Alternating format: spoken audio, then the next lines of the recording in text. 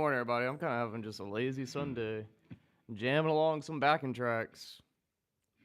I love neo soul. That's probably my favorite genre of music.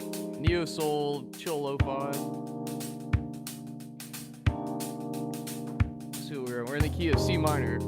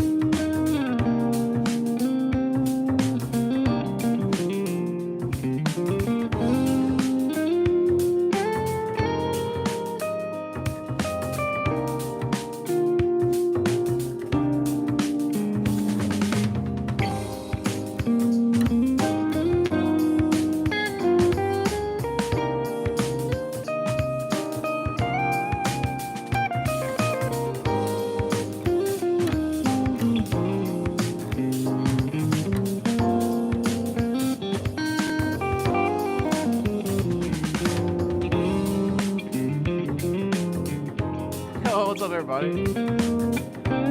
Y'all doing all right today?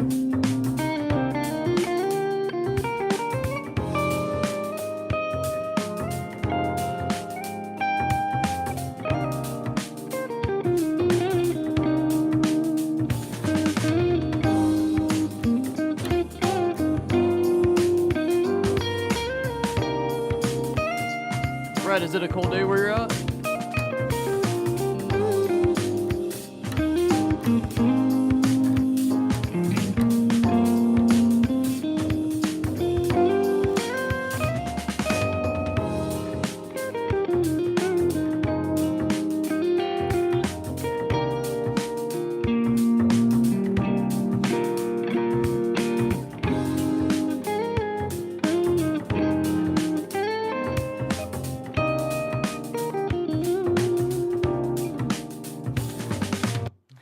Thanks, man. I appreciate you. Glad everybody's doing well, though. It's the Stratocaster. The Strat is the sauce.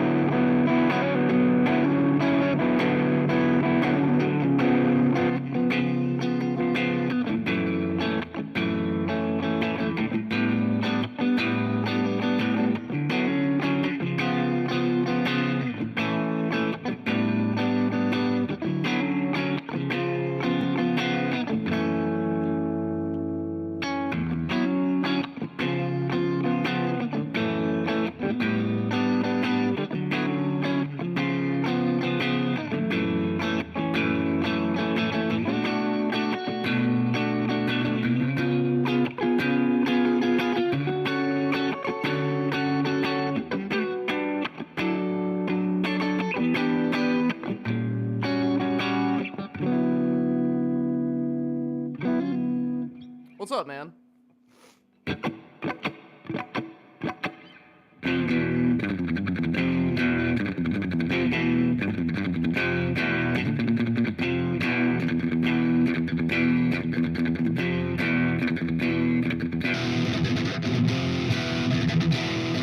Like this?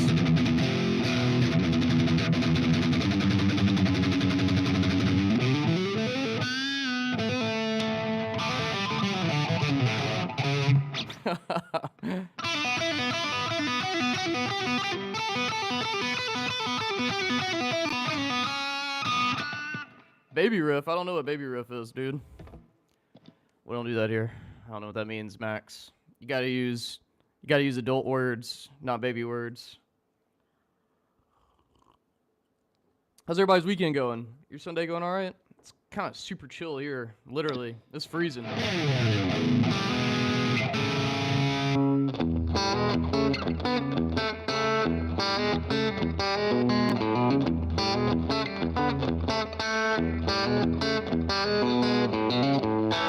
Dude, this guitar is a little twangy.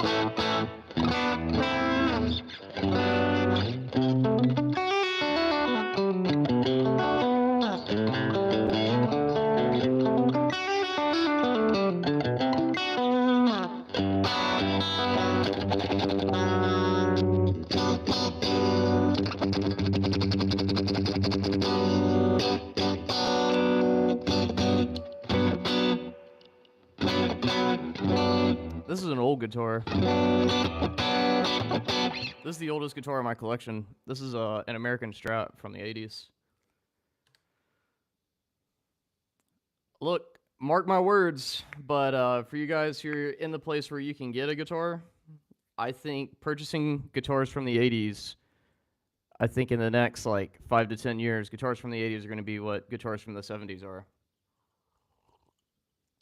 Guitars from the 70s are so expensive right now. But the 80s, this is cheaper than an American Standard. Oh, thanks, man. I appreciate you.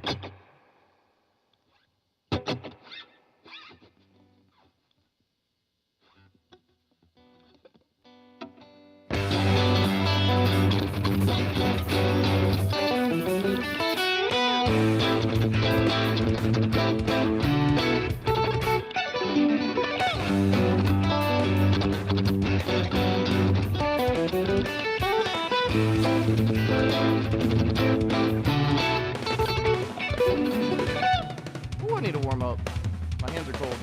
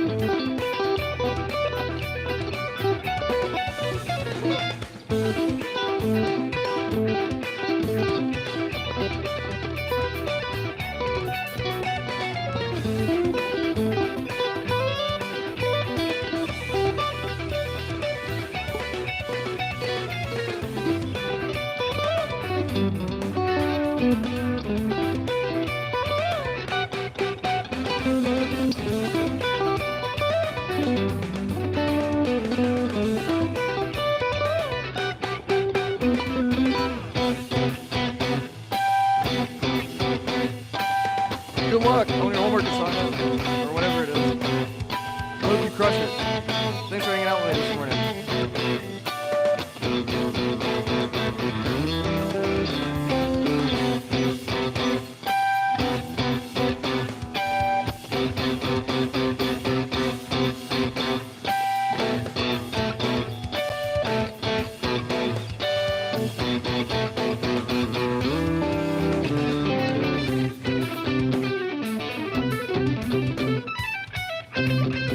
Yeah, it's Eric Hensel or Hansel, however you say it.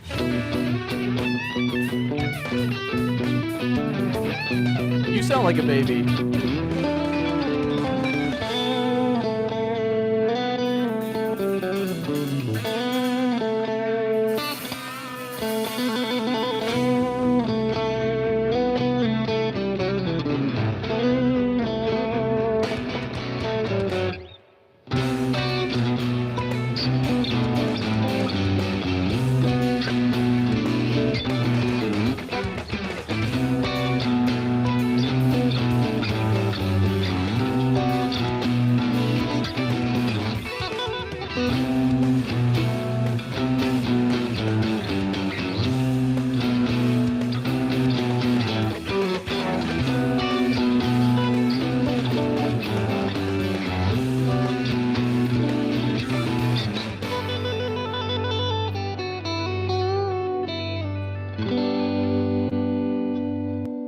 He's like, play a real man song. Nah, don't be mean to him, Fred.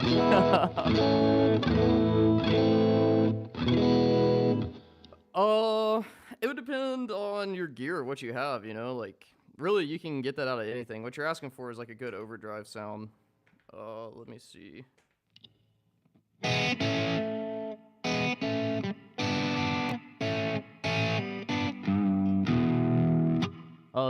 I worked with, drones. And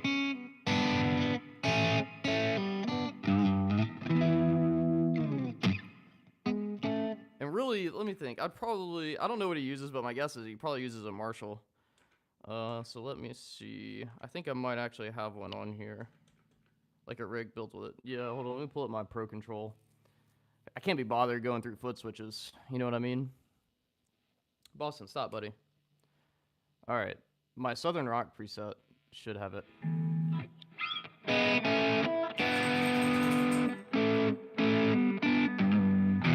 So the pedals that I'm running on this to get the sound is, this is a British Plexi, so think like older JVM, and I'm using a Klon. And really an SG. You know? Max, I'm glad you're having a good time, homie. Glad you're enjoying the live stream. No, I'm using the Tollmaster Pro. I wish I had a Klon. I don't have that kind of money, dog. I have 4,000 subscribers, not 4 million. How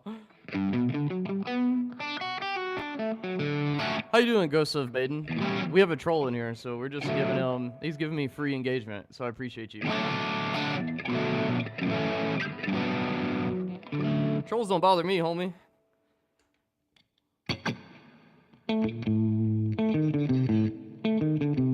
Nice. How long you been doing it?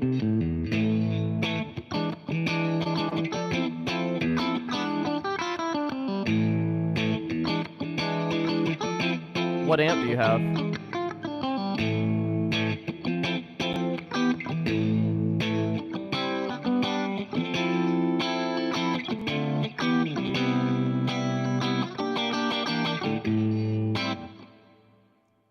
You're right, I should probably just ban your ass, but I think it's funny.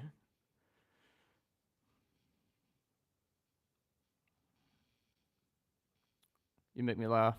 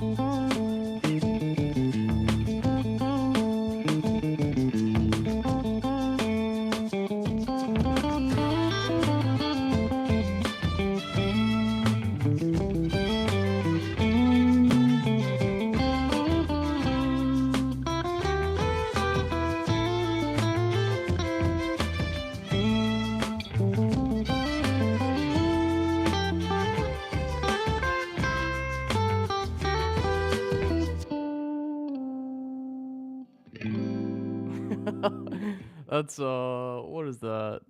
Some MF Doom?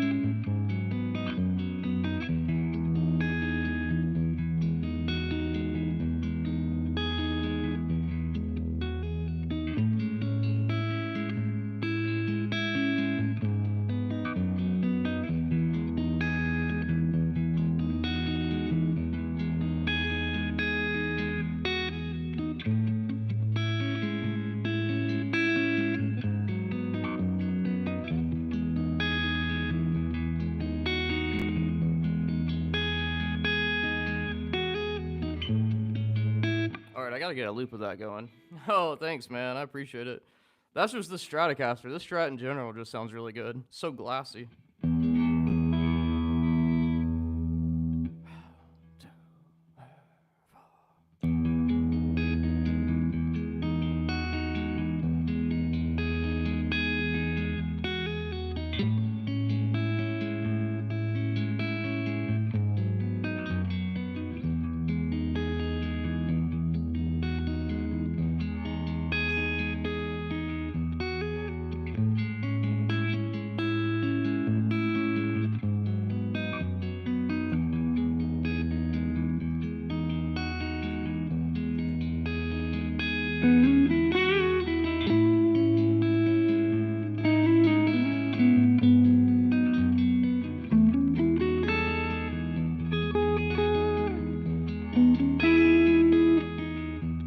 What do I hear over this? Hold on.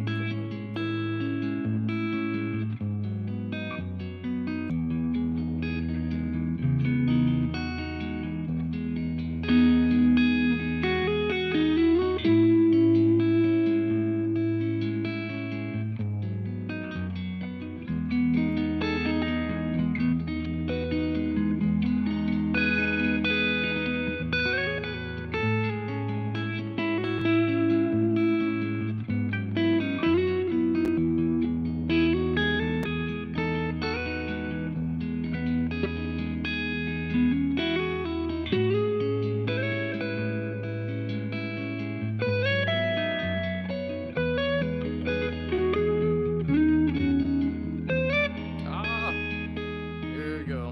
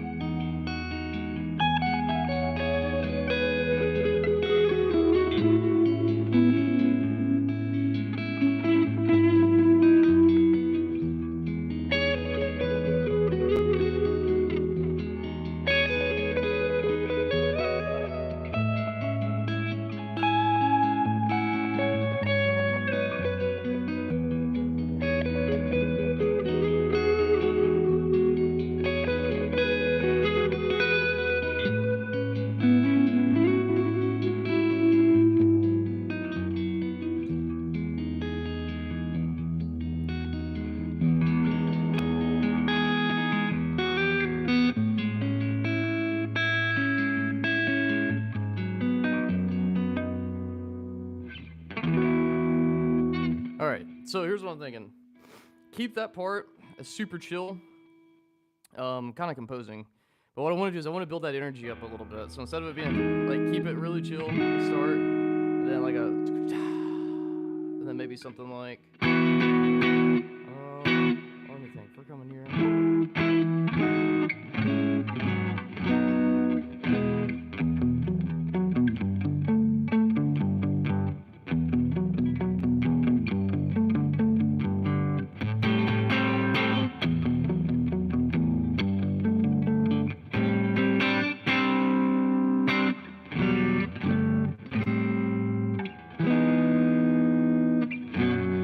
That could be something cool, taking it into that direction, like.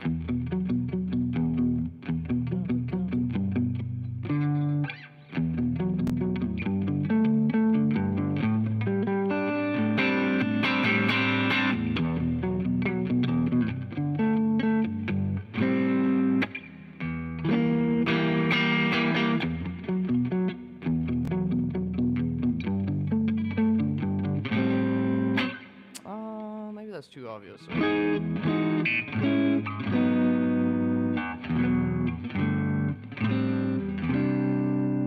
That could be neat, that progression.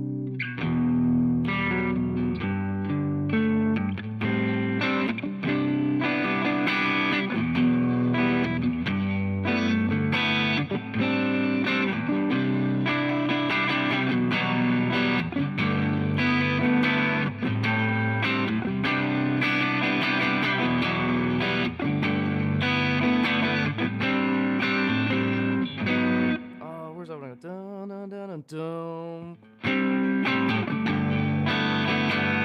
All right, so that's the next chord progression. It's got to be that. So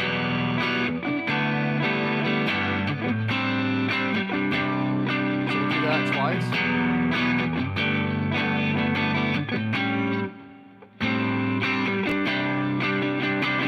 And then on the third time it'll be. Ba-da-da-dun. Ba-da-da-dun-dun. Maybe do an inversion like.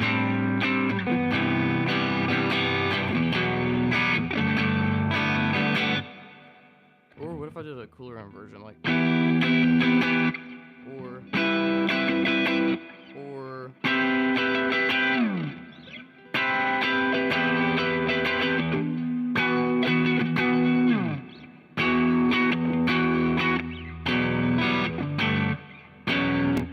So we'll do.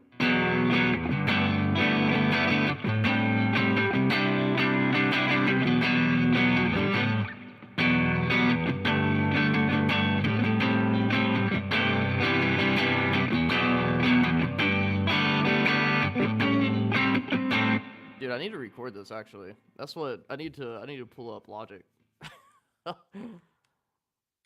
Yeah, let's produce this real quick. Hold on.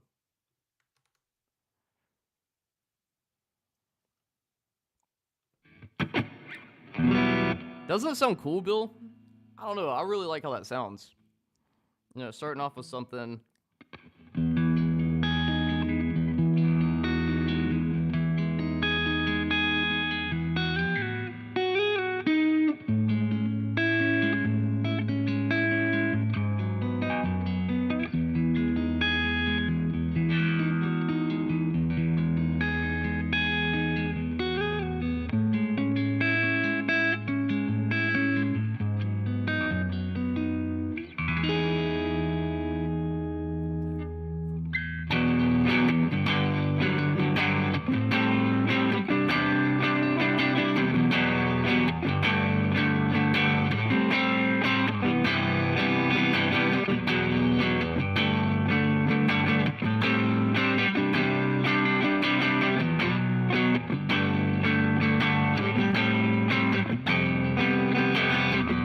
That was the chord I was missing.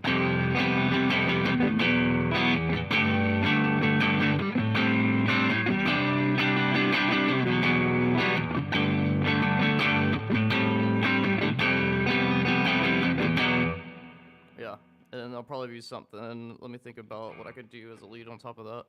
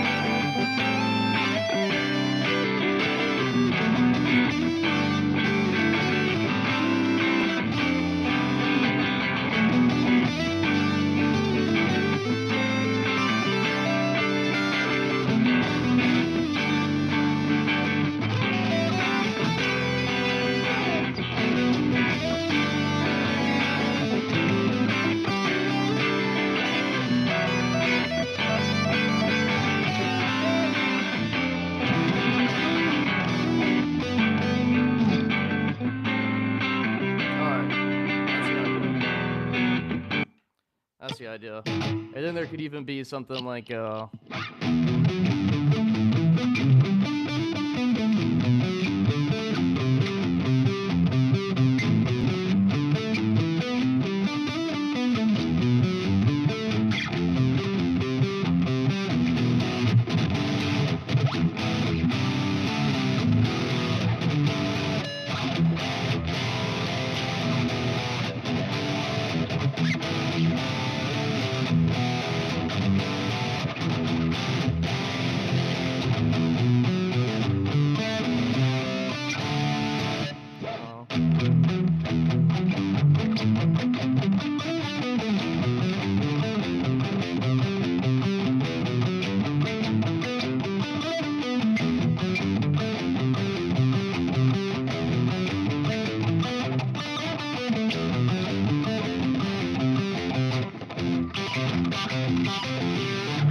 Aaron Marshall does something similar to that in like a.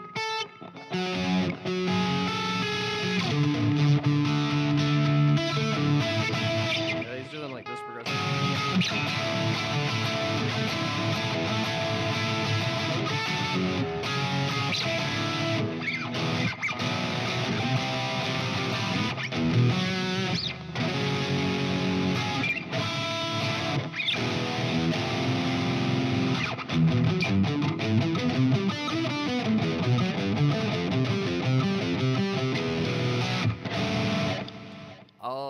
I don't know, man. I guess like 3 years. I've been just letting it go, and then I got it cut. Jazz Tool, that's me, dude.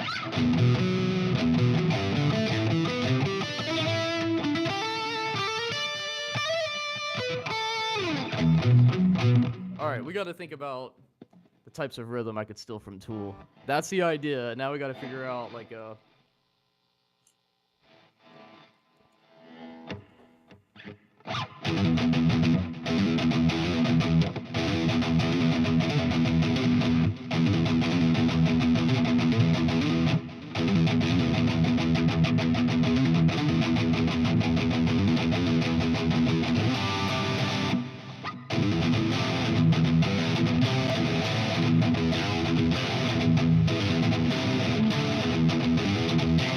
That right there is John B.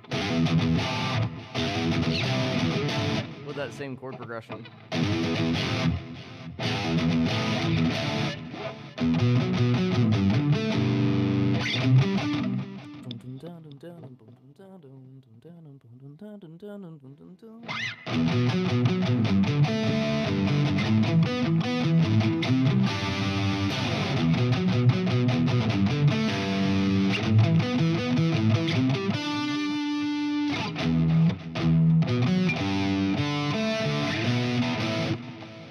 I think Max has a crush on me. Max likes to keep coming in here and making a lot of ruckus, which means he must enjoy the show.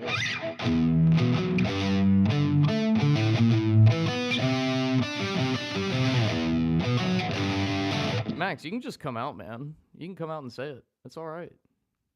Ain't nobody gonna judge you, man. We're all having a good time. You can just be like, hey, I like this guy. I like watching him play. And I don't have good social skills, so the way that I flirt is I just try to be an asshole, and I hope that works. It's okay, man. Like, look, I see you, dog. It's fine. Don't worry, baby. To use your favorite word. Don't worry about it. All right, we should stop picking on Max so that way. See, like people like him will come on here and try to get some out of me, and then they'll report me. I've had this happen on TikTok all the time. Bro, Logic Pro is crashing. Logic Pro won't even open. What? I've got a new Mac coming this week, and I can't wait, man. I can't wait.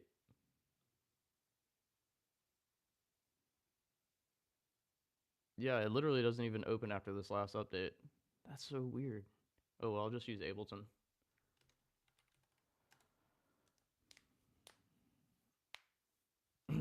Okay, I'll do that. That's a good idea, Max. I'll just come to you when I need more good ideas. Appreciate it. Dang, dude, that sucks. All right, I'm gonna switch off the Toolmaster Pro and I'm gonna switch into plugin mode. Dude, that's crazy. All right, hold on. Hold up. Wait a minute.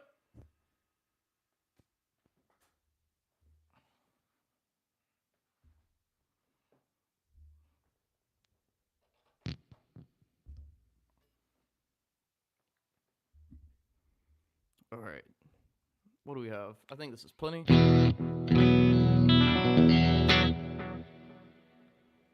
Yeah, I'm really digging this Plenty plugin. This thing is sick.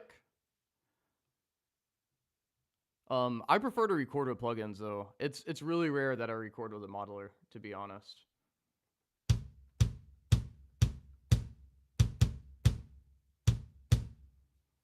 Oh, it's nice having a keyboard to control this.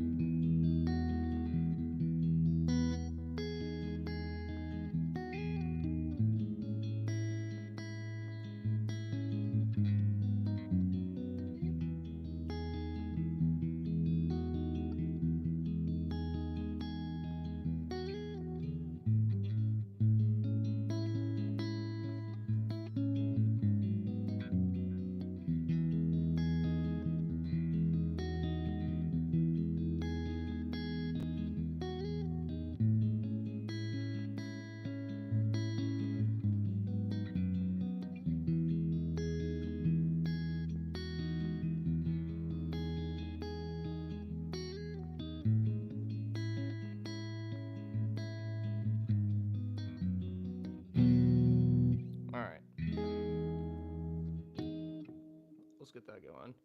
What's time signatures that in? I think that's in 4/4.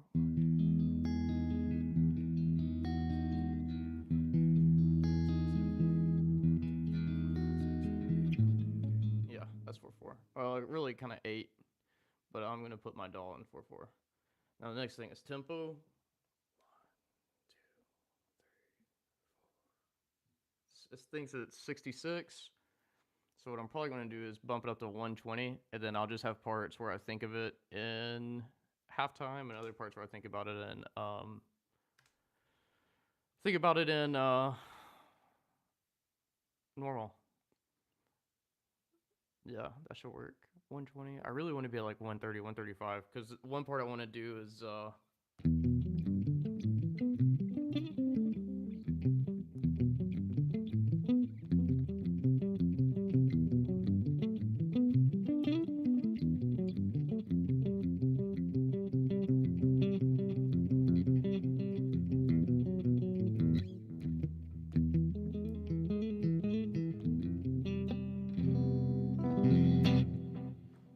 just ignore him. I could block him, but that'd be giving him what he wants. So let's just look at it as free engagement. That's all it is. The more he trolls, the more people run in here, and I don't know, maybe the more people come in here, maybe I can help one person with something on guitar, some guitar question that they have. So we'll just leverage it. If he bothers you too much, I'll just mute him. Not a big deal. All right, let me retune real quick.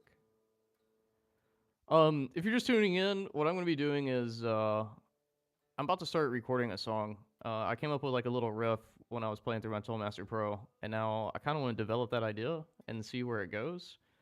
Recording live is always a gamble. It could go really, really well, or it could be I get stuck doing the same take 8 million times because my brain is arguing about what it hears there. But that's just how these things go, you know? But I like showing what the art looks like in real time, because I know I always think back to where I was when I was trying to understand all this stuff. Probably, I don't know, I started recording 3 years ago before I decided to go back to school for music. Would you say any advice for soloing on guitar? Biggest thing that I would recommend is practicing vocal melodies. Learning how to play vocal melodies will help you understand melodic playing. Well, I guess it depends too on the type of soloing you enjoy. For me, I'm a melodic player. I really enjoy good melody, and I enjoy things that I can sing, if that makes sense. So like, for example, you can't really sing this But if I go like, you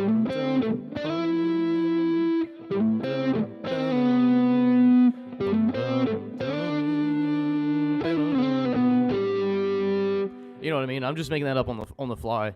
I enjoy good melody more so than I do just like straight shred, if that makes sense. But I think where the secret sauce is if you can learn how to combine both. So you can be super melodic. So let's see if I can do it on the fly. We'll try to be super melodic and then a little tappy boy. So something like. Oh, hold on. Let me think.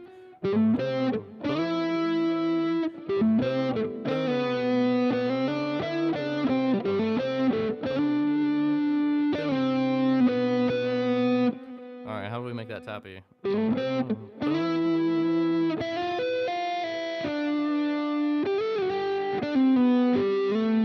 I don't know. I'm just thinking of something on the fly, you know? What is that actually?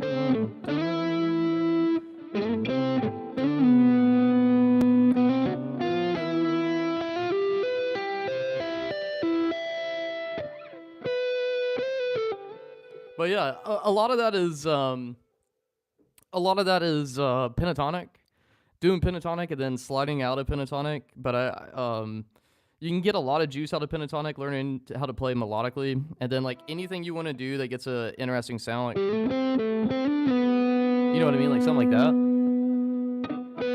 That right there is a saucy note. That's not diatonic. That's actually the seventh. That's B. So it's one fret to the left of pentatonic land, or you can go to the one right or one fret to the right, and then you can get this like, which is E. Technically, that's pentatonic. You know, you'll see that in this position.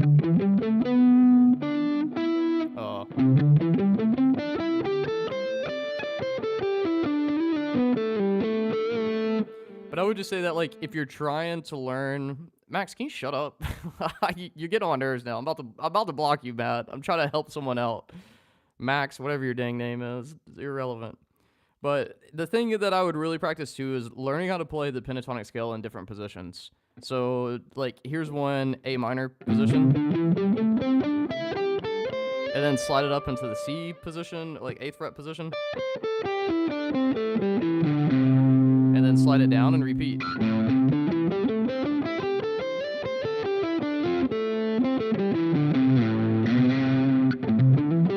And then do the opposite, going like.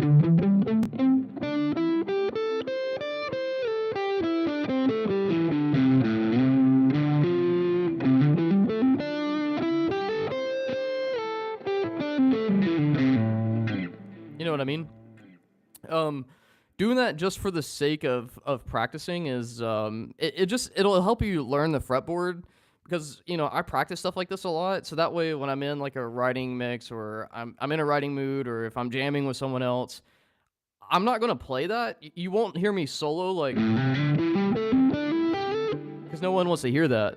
But where it comes into play is like what I just came up with when you asked me that.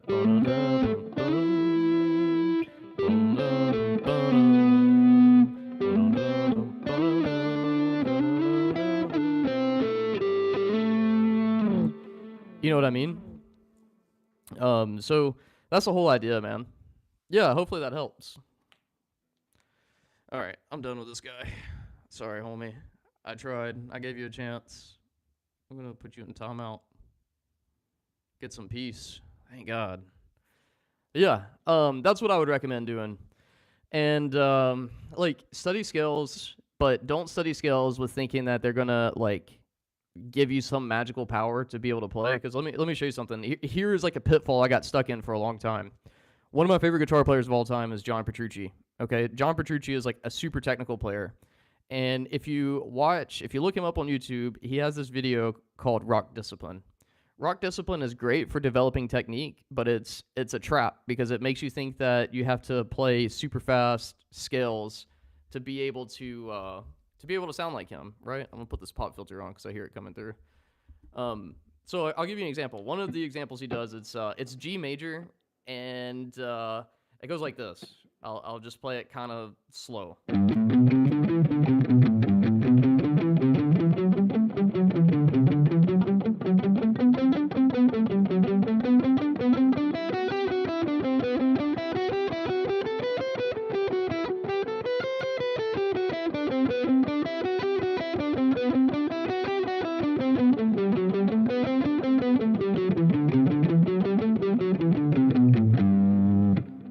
first start learning guitar and you're learning these technical exercises, that feels really cool. But then the issue that I had with it is I got stuck in that trap of like, all right, Damien, it's time to solo. And for the longest time, you would hear my solo tracks be like, and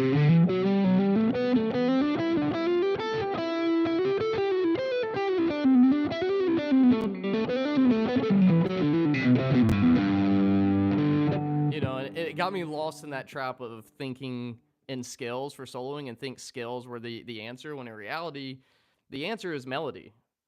All of your favorite solos, you like them for a reason. Now, I mean, there's a bunch of different genres, so I'm not going to sit here and say, like, one shoe fits all. But my favorite lead playing are those that are, like, either super groovy or super melodic. Like, that's the two things that I enjoy personally as a guitar player. So it took me a long time to really, like, break out of that. So I just say that because I remember where I was at jumping on and asking people for the same advice before I really got comfortable with my own style. And that's the other thing. If you learning how to write songs and write leads, it's gonna sound like singing. Okay, so if you don't like your voice and you think it's cringe when you hear yourself sing, guess what? Your soloing is gonna be the same. But whenever you get comfortable with like how you sound and what your sound is, that'll open you up a lot too. But man, I just know that I relate to your question because I remember trying to figure this stuff out, and I'm still figuring it out. Don't let me fool you. I think any guitar player who thinks that they have all the answers, that means they stopped growing, which means they're dead, in my opinion. That's at least how I view this instrument. Is like, I will never master this instrument. I will just play it for my entire life, And every time I learn something new, it brings me a lot of joy. So I love to learn. I'm a seeker, if you will. But one of the best things I've done for my playing is getting comfortable with my own style. And instead of running from it, I kind of lean into it. I'm like, okay, well, if this is how I feel about this, where else can I develop this and take this? And it takes time, man. It really takes time. Like, you got to give time to do its thing. But I would just say that, like, if you're jumping on people's live streams and watching YouTube videos trying to figure it out, like, you're well on your way. Just trust in the process and don't be too hard on yourself. That would be my biggest advice, because it always feels like, especially in today's age of like technology, you jump on and you're swiping and you just see some dude shred. Sometimes a lot of those guys are fake. They're not actually doing it. They're miming or memeing, whatever you want to call it. And then also on top of that, the guys that actually are shredding, what you're missing, what you don't see is like, the thing that you don't see is the amount of time people have in their craft. Just because you see one guy shredding and you're like, holy shit, I can't do that, I suck.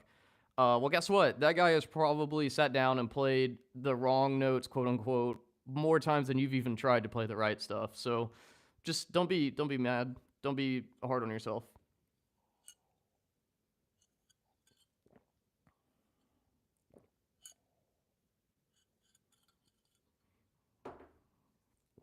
What's up, Heath? Oh, that's because Aeolian is A minor. Yeah. I mean, Aeolian is just A minor.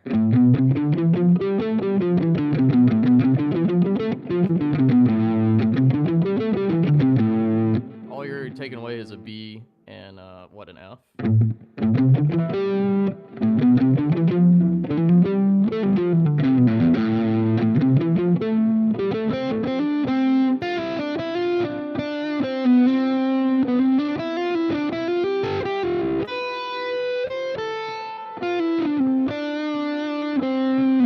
Yeah, man. Aeolian is just a spicy word of saying, damn it, Max. See, Max really enjoys my channel. I put him in timeout. That means he sat there for 5 minutes without being able to talk and then jumped right back in. That's okay. We'll put him in 10-minute timeout. You're going to learn your lesson, Max. You're going to learn today. I don't want to ban you because you obviously enjoy yourself. Wouldn't want to take away a good thing, but we're going to learn how to communicate here. Anyways, yeah. And I'll say one thing about modes real quick, because I feel like guitar players are the only breed of musician who make like the biggest deal out of modes. It's so funny. I don't know. I'm a multi-instrumentalist. My first instrument ever was flute. Then I played piccolo. Then I played saxophone, baritone saxophone. And then I played euphonium and trombone and jazz band. You know what I mean?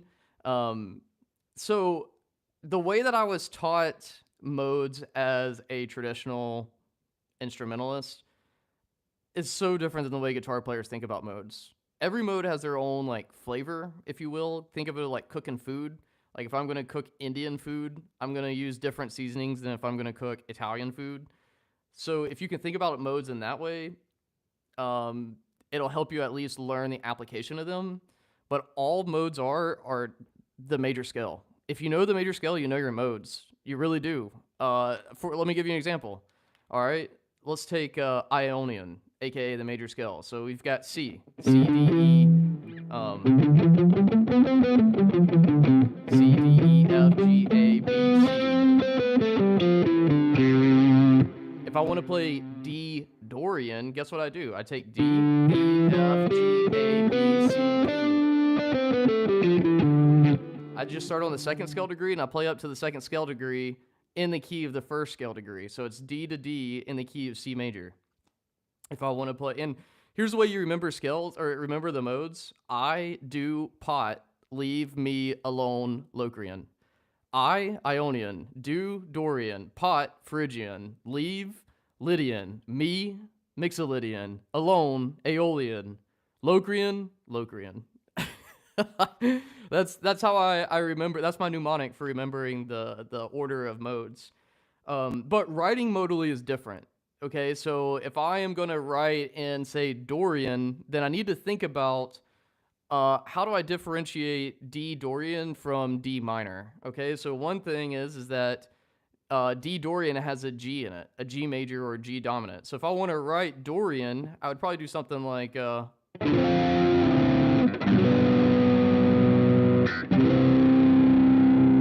versus if I want to write like D minor, I'd probably go. Oh no, that's not a good idea. Let's go. Let me think. 6-1 and then probably 4-5.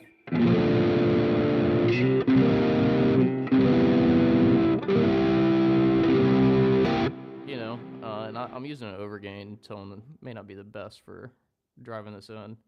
Hold on, let me get another clean tone. So D Dorian.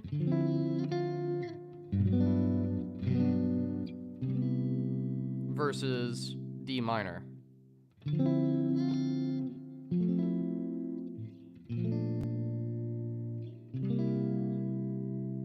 You know, and it's all about what you're putting emphasis on, right? So if I'm going to solo over D Dorian, I would do something like. Oh, I should probably do.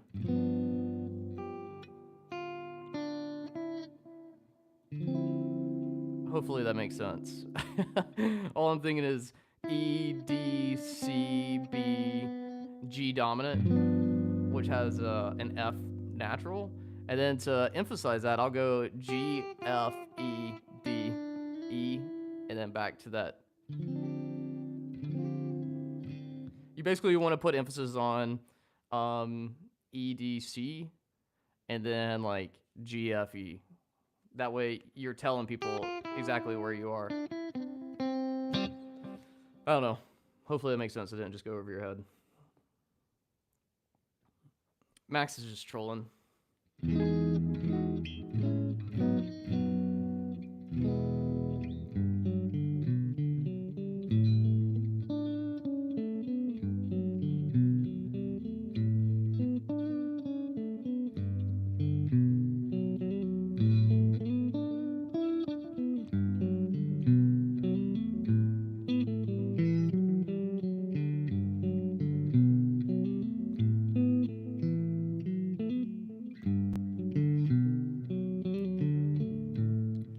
Yeah, I'm curious if y'all would enjoy a course talking about stuff like this. Right now, I got one course out that's done really well. It's all about building tones with the Tone Master Pro.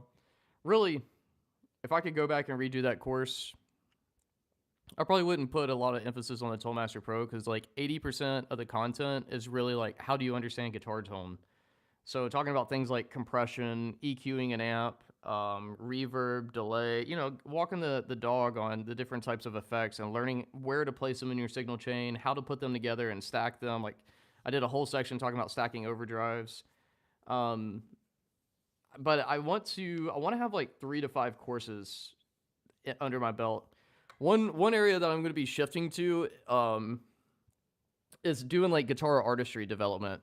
So what I want to help people understand is the business side of music, because I don't know, I'm an entrepreneur. Like building a business is my thing. That's what I enjoy a lot. The way that people go after touring and all that, that's how I go after business. That's just what I love to do. And I came across a really sad statistic recently, because I'm doing market research right now. But the average guitar player makes 28,000 a year. That's poverty, and I know that because I have a degree in music production, but I also have a degree in computer science, and I left tech to pursue my own business. And a lot of my family thinks I'm crazy because they see that statistic and they think that's everyone. But it doesn't have to be that way, to be honest. Like, there's so much money online to be had that I really want to start showing guitar players how to think about business too, because I feel like we put so much time in our playing that we think that business is like bad. But reality, it's like, man, if you could just like shift just 20% of the time you put into getting really good at your craft into getting really good to business, then you don't have to be stuck. You don't have to be a statistic of only making 28,000 a year. You know what I mean? And so I've invested a lot of money in business education, and I want to start showing other guitar players how to do this, because like I don't believe in building higher walls. I believe in building longer tables, and there's more than enough room here. It's just like I just remember when I started. I got started probably about 3 years ago, is when I decided to go all in on music, and I kind of saw, one of two things is going to happen when you get into music that I've seen. One of three things. One, you start playing the local gig stuff.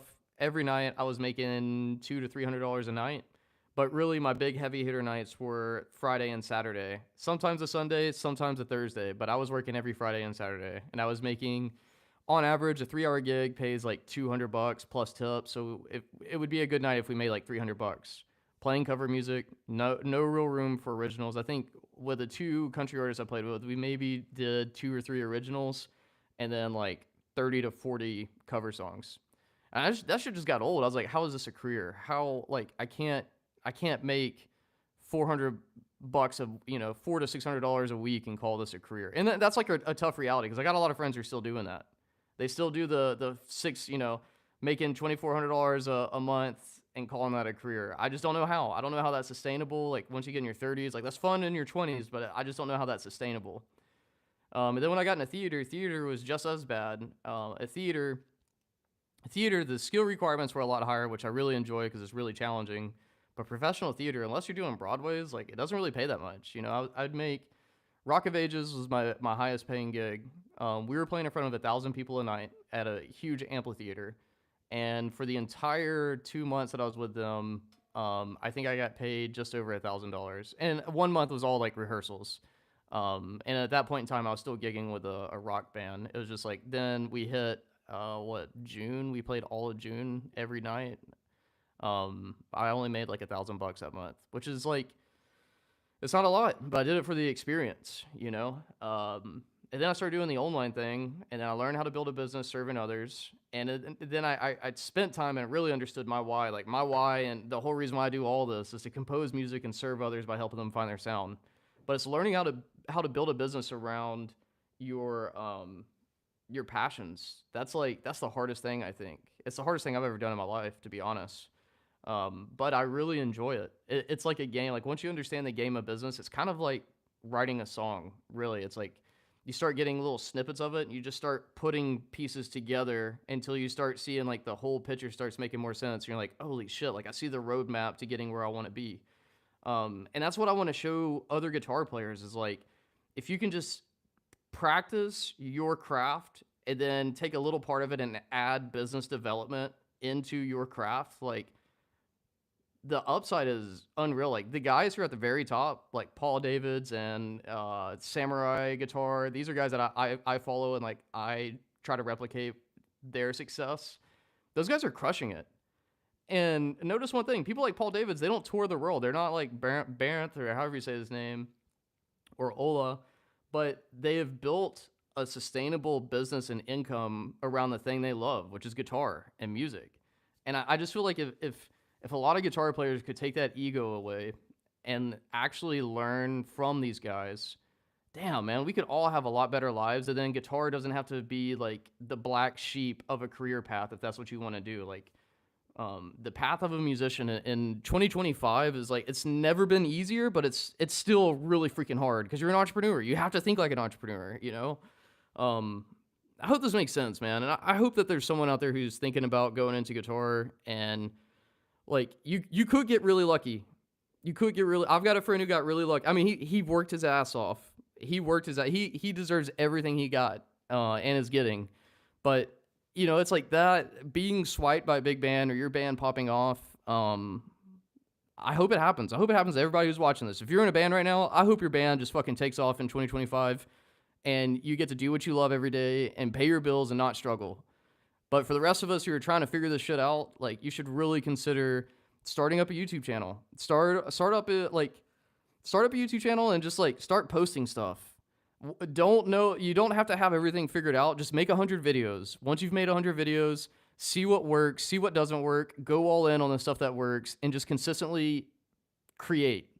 Because what's the wildest thing from my experience is like you go from thinking that you're a fraud and you're doing stuff, so all of a sudden you've got people who follow you and enjoy and rooting for you, and it's like the next thing you know, like you get to really do it, man. And it's like this past month was the first month that I surpassed my income as an engineer. And I don't say that to boast. I say that to be like, it's like I told all my family members, I was like, yeah, I was fucking right. Suck it, nerds. Like music is a viable career path. It just takes a lot of work, a ton of work, you know, but it's like when you love this stuff, like I can't do anything else. This is what I want to do. I've been cursed by music, you know? So it's like, I'll figure it out.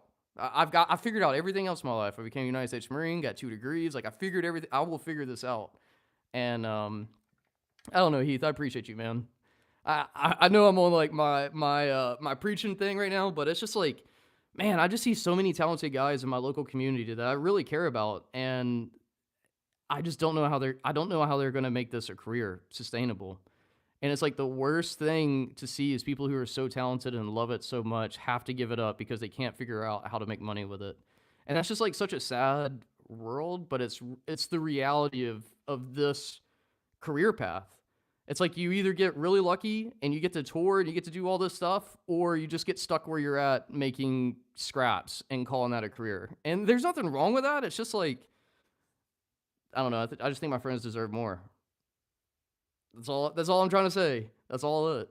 But I appreciate you, Heath, and I appreciate all of the support from everybody, man. And I'm just really grateful. I'm really grateful that I'm learning this, and I'm really grateful that I took the time to step away from the grind of like playing live and just started working on this stuff. And I still got so much work to do. I haven't made it, man. I'm just getting started. It's just like I just came into 2025 with so much motivation, so much gratitude. And it's like if you can like truly learn how to serve another human being and then be like, hey man, if you enjoy this value, like please understand that like I am, you know, like business, man. It's just so weird, dude. But I love it.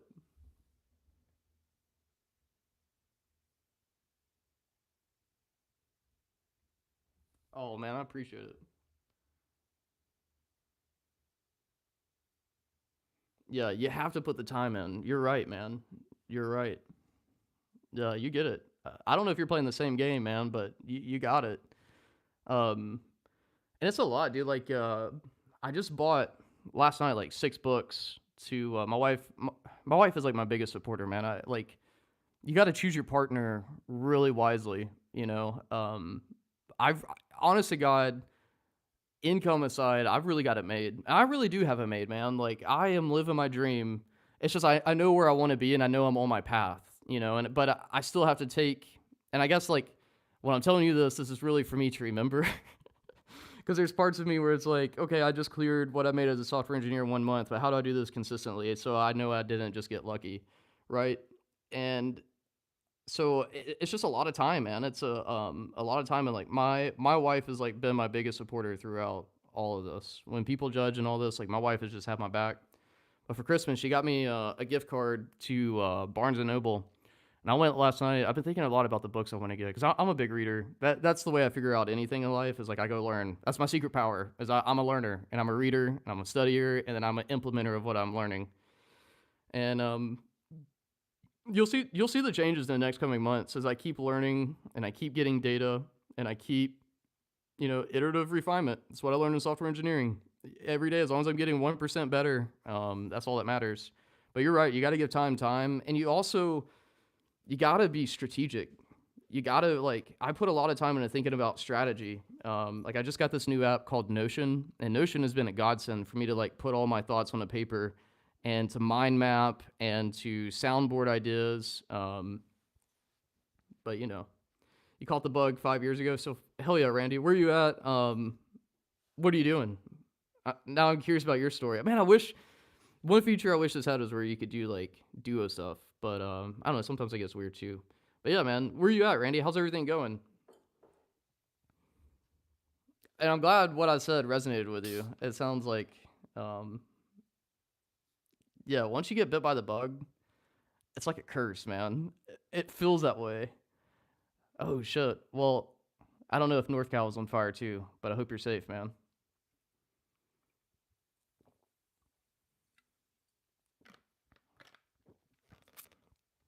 Yeah, it feels like a curse until I'm sure to Paul Davids and them it doesn't feel like a curse. It's a big blessing, but we'll figure it out, man. That's for sure. You just can't quit. You can't lose if you don't quit. You know what I mean? That's what I keep telling myself. But man, you if y'all are trying to figure it out, dude, you should reach out to me on Instagram. I'd love to at least share data that I have and learn from you guys. Oh, no shit. Well, you should join my course. My course, you become a master at it. Yeah. But for real though, but it's really like a music production course with the Tone Master Pro. That's how I try to design it. I didn't want it to be like a technical, here's how you do this. It's like here's the theory of how you do this, which I think is more important. How do you get good at improvising?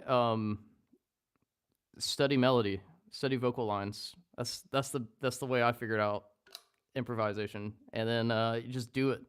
You got to do it. You got to sound like crap for a long time until you're like, oh, I got some tricks underneath my bag. But well, that's awesome, Randy. Good luck to you, man. I'm rooting for you.